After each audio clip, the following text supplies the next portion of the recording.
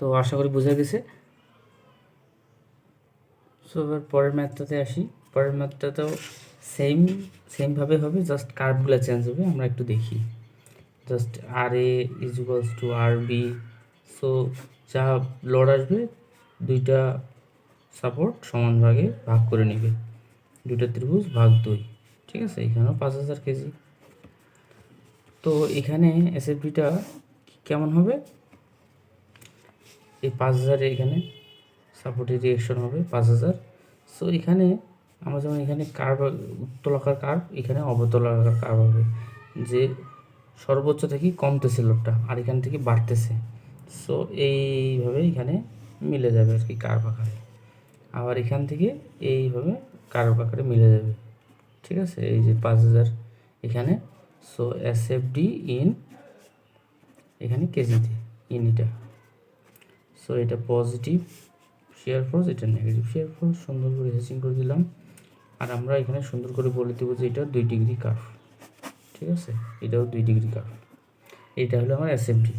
BMD আমাদের এরকম কার্ভের ক্ষেত্রে আমরা এরিয়া মোমেন্ট কী জানছিলাম?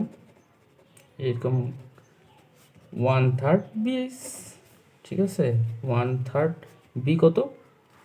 এখানে 5 মিটার, এইচ কত? 5000। সো এখানেও মোমেন্ট হবে 166.67 কেজি মিটার। ও এটা হবে না, এটা হিসাব করি আমরা 1/3 ইন্টু 5/5 ইন্টু 5000। সো এটা হবে 833.33। এটা 16000, এটা 8000। হ্যাঁ, জাস্ট ওইটার অর্ধেক আর কি। হ্যাঁ, কেজি মিটার।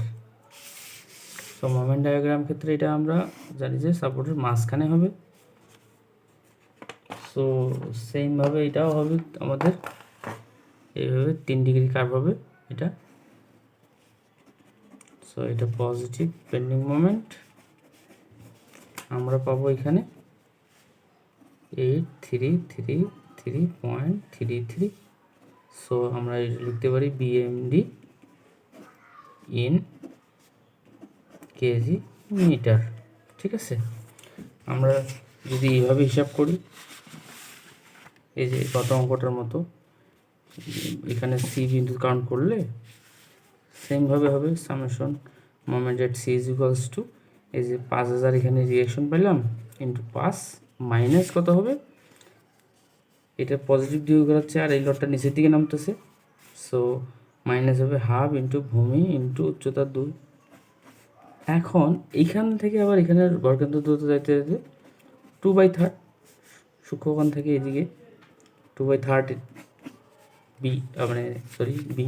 ঠিক আছে, সো এটাই হিসাব করে দেখি যে 5000 ইন্টু 5 মাইনাস হাফ ইন্টু ভূমি ইন্টু উচ্চতা ইন্টু 2/3 ইন্টু 5।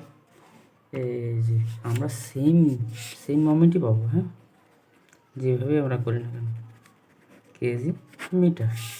ঠিক আছে, এই কার্ভগুলোর ক্ষেত্রে একটু তাহলে বোঝা যাচ্ছে যে হচ্ছে যখন ত্রিভুজাকার লডের পরিমাণ আস্তে আস্তে বাড়তেছে তখন কার্ভ হবে উত্তলাকার, যখন এখান থেকে কমা শুরু হয়েছে তো হচ্ছে অবতলাকার। ঠিক আছে, আবার এখান থেকে বাড়া শুরু হয়েছে কার্ভ আবার পজিটিভ। সো এইভাবে এটা হচ্ছে পজিটিভ কার্ভ, আবার এদিকে নেগেটিভ কার্ভ। ঠিক আছে, এই যে পজিটিভ এগুলা হচ্ছে নেগেটিভ। ঠিক আছে, এইভাবে অ্যাড করতেছি, মানে কি আমরা এইভাবে অ্যাড করতেছি। ঠিক আছে, এই যে আর এটা 3 ডিগ্রি কার্ভ, এই 3 ডিগ্রি কার্ভ পিএমডির ক্ষেত্রে যখন ট্রায়াঙ্গুলার লোড থাকবে। ঠিক আছে, তো আশা করি দুটো অঙ্ক বোঝা গেছে। তো এতক্ষণ আমাদের সাথে থাকার জন্য অনেক অনেক ধন্যবাদ। অঙ্ক দুটো খুবই ইম্পর্টেন্ট। আপনাদের কমেন্ট বক্সে আপনাদের মতামত আশা করছি। ধন্যবাদ।